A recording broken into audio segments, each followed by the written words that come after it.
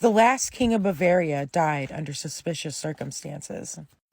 Ludwig II was sometimes called the Swan King or the Fairy Tale King, but most often called the Mad King.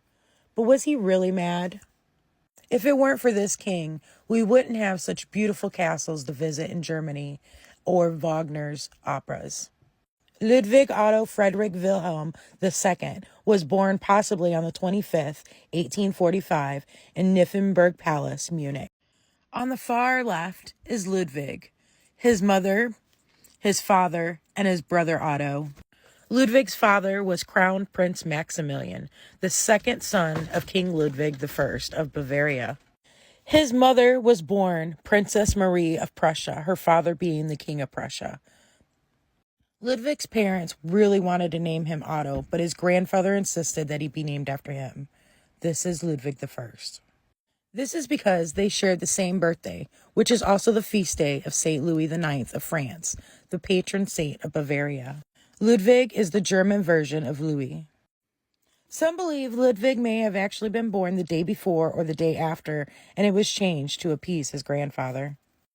Ludwig had a very strict upbringing with an emphasis on the divine right of kings and the superiority of his house. His younger brother Otto was very spoiled, and as you can see from the picture above, his hand is being held by his father Max. Some believe that this caused damage to Ludwig's psyche. Young Ludwig was not very close to his parents. He was raised mostly by tutors. When Ludwig was 3, his father Maximilian I ascended the throne, after his father the king, at the time, was embroiled in a scandal with a woman named Lola Montez and a German revolt. King Max's advisors told him he should walk with his son and talk with him, and the king simply replied, "But what would I say to him?" A cabinet member once said of his mother, "Marie scarcely treats her children as children ought to be treated." Later in life, Ludwig would refer to his mother as his predecessor's consort. Ludwig spent most of his childhood at this castle, Schloss-Hohenschwangau, near the Alps. This castle was decorated with scenes of German folklore and myth. It also featured paintings of Arthurian legends, and it captured the mind of young Ludwig. The young prince spent most of his childhood in solitude, making up stories and fantasies. His mother worried because he did not enjoy the things that other crown princes enjoyed, such as hunting and playing with soldiers. His parents and tutors were very hard on him and called him spoiled. He once wrote to his mother saying, "Otto is a good boy, and I will be good also." When asked if he was bored, Ludwig said, "I imagine various things and keep myself quite amused." At age 12, Ludwig heard about Wagner's opera, Lohengrin, but his parents refused to let him go.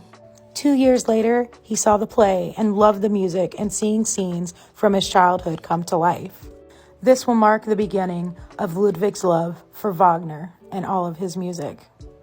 On March 10th, 1864, King Maximilian dies of a short illness and Ludwig ascends the throne. At the time of his father's death, he wrote, "It is my fate to be called too young, to face heavy responsibilities, too heavy for young shoulders, too difficult for a young brain." Later in life, he would write, "I became king much too early. I had not learned enough. I had made such a good beginning with the learning of state laws. Suddenly I was snatched away from my books and sat on the throne.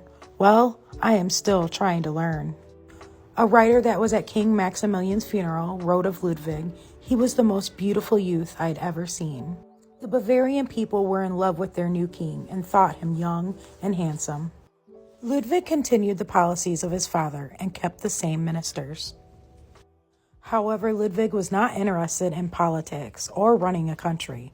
His real love was music, art, and architecture. One of his first acts as king was to summon the composer Richard Wagner to his court. Ludwig's first act as king was to summon the composer Richard Wagner to his court. Wagner would play a prominent role in Ludwig's life. At this point in time, Wagner was struggling to pay his bills and wrote letters to as many people as he could asking for assistance, and King Ludwig responded. The king sent him a ruby ring and a letter enclosed saying, "As the stone burns, so do I burn with the ardor to behold the creation of words of music." Ludwig would constantly write Wagner letters telling him how much he loved and adored him. Ludwig would lavish Wagner with many, many gifts, and the people of Bavaria became quite concerned. Eventually, Ludwig was forced to exile Wagner because his ministers were threatening to quit. Despite Ludwig's disagreeing on Wagner's anti-Semitic views, he would continue to communicate with Wagner and lavish him with gifts. Eventually, the two would have a falling out, and Ludwig would slow down his writings to Wagner because he realized he was just being used for his money. If it weren't for King Ludwig's patronage of Wagner, we may not have as many operas from him as we do. Ludwig preferred the life of seclusion. He disliked large public gatherings and avoided formal social events, as well as the capital of Munich, the center of the political world for Bavaria. Throughout his life, he would refuse to go to Munich and would only write letters. Ludwig had rotten teeth from eating too much sugar and didn't like people looking at him. He would often tell the servants to look away when they are in his presence. He had a disappearing table installed in his castle. And if you'll look at this picture in the lower left underneath the table, you can see the indentation where it lowers down into the kitchen below. So servants can set the table and raise it back up, and Ludwig can sit there and eat all by himself. This is the hoisting device used for the table in Linderhof Castle. The king would go on to commission many castles and buildings. Many are open to the public to this day. Ludwig's most well-known building is Neuschwanstein Castle. I was lucky enough to visit this in the 90s, and it is gorgeous. This castle was supposed to be based on Christian kinship in the Middle Ages and was originally a monument of the medieval times. Ludwig was obsessed with the Holy Grail and Arthurian legend, and at one point confessed to being one of them and would dress up like one of them and run around in his carriage in the middle of the night knocking on peasants' doors. The king hired a stage designer to lead the construction and decorate the walls with stories from his childhood. Ludwig oversaw everything and spared no expense. This is the throne room, but it contains no throne. But it does contain 2 million tiles. Another castle he built had an artificial cavern with a waterfall and a lake, as well as the first electrical-powered lights and wave machine in Bavaria. That's right, I said wave machine. From King Ludwig's writing, it seems as though he preferred men, but guilt and his religion kept him from acting on his feelings. On marriage, Ludwig said, "I never really showed interest in marriage. I haven't the time." Ludwig was very good friends with his cousin, Empress Elizabeth of Austria. The king's ministers began to push him to marry, and with the urging of Wagner behind him, he became engaged with Sophia of Austria, Empress Elizabeth's younger sister. It was said that he acted oddly around her, and his obsession with Wagner would bleed through into this relationship. He would switch out the names of Sophia and himself for those of characters in Wagner's operas. Ludwig even left their official engagement ball without notice to attend theater to see a Wagner opera. Ludwig kept pushing the wedding off until Sophia's father stepped in and said, "Set a date or call off the wedding." Ludwig saw this as his way out and wrote the following. Sophia got rid of, the gloomy picture fades. I long for freedom to awaken from this terrible nightmare. Ludwig would never marry. In 1870, the war between Prussia and France was at an end. We have to keep in mind, at the beginning of Ludwig's reign, Germany was not the way Germany is today. It was a series of states that included Austria. In 1870, the Second Reich was born. Under Ludwig's uncle, King Wilhelm, all of the German states had been consolidated into one country. Ludwig was so upset he refused to attend the negotiations. He thought for sure he was going to be the next emperor. We have to keep in mind that Ludwig's parents had drilled into him from birth that he had a divine right to rule, and he was a member of the House of Wittelsbach, and they were bred to rule. Ludwig ended up becoming a vassal king of his uncle. Starting in 1885, foreign banks were threatening to seize Ludwig's property. He had financed all of his building projects from his own money. No taxes were raised. Ludwig went as far as to ask his servants to go around and ask people for loans. This was all done via notes because he refused to speak to people. He didn't want people seeing his rotted teeth. At least one servant was sent to Persia to ask for a loan, and another was asked to rob a bank. The king's prime minister, Johann von Lutz, had had enough and contacted his uncle, Leopold, and asked him to be the king's regent. The king's uncle agreed, but on one condition: Ludwig must be declared insane. Dr. Bernard von Guden was tasked with declaring the king insane. Dr. Guden never examined King Ludwig.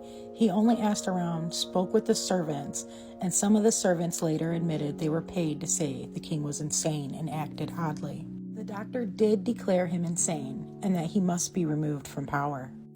Ludwig's cabinet appointed a commission to have the king arrested at Neuschwanstein Castle.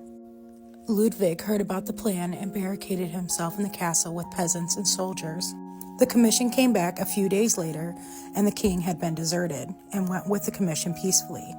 It was rumored that there was a note there stating he would unalive himself. The king was rightfully enraged and wanted to know how he could be declared insane without the doctor even examining him. The doctor told him that the testimony was enough. Ludwig was taken to Berg Castle on Lake Starburg. His cousin Empress Elizabeth was staying across the lake. Remember that part. On June 13th, Ludwig went for a walk outside the castle grounds, but was told he needed an escort, so he was escorted by Dr. von Guden. The doctor was supposed to leave on a train that night, and someone had noticed that he was not around and had not left, so they began to look for him and the king. Several hours had already passed by this time. The bodies of both men were discovered floating in Lake Starburg. My tour guide told me that he did not drown, he was murdered, and that his cloak had bullet holes in it, but somebody burned it. I guess we'll never know. There is considerable evidence to suggest that both men were killed by whoever conspired to remove the king from power. One theory is that Ludwig killed the doctor and tried to swim across the lake to escape to his cousin. Another is that he shot the doctor, then himself. Ludwig reportedly had no marks on his body whatsoever, but the doctor had a gash on his forehead, a missing fingernail, and scratches all over his face. Ludwig's body has never been exhumed, so we may never know what happened on the side of that lake that night. Only one of Ludwig's castles were ever completed in his lifetime. 7 weeks after Ludwig's death, all of his buildings were open to the public. The people of Bavaria and the world have benefited from Ludwig's buildings, music, and art, all from the king's inspiration. I highly suggest anybody having a chance to travel to Germany goes to Bavaria and visit Ludwig's castles. They are indeed a sight to behold.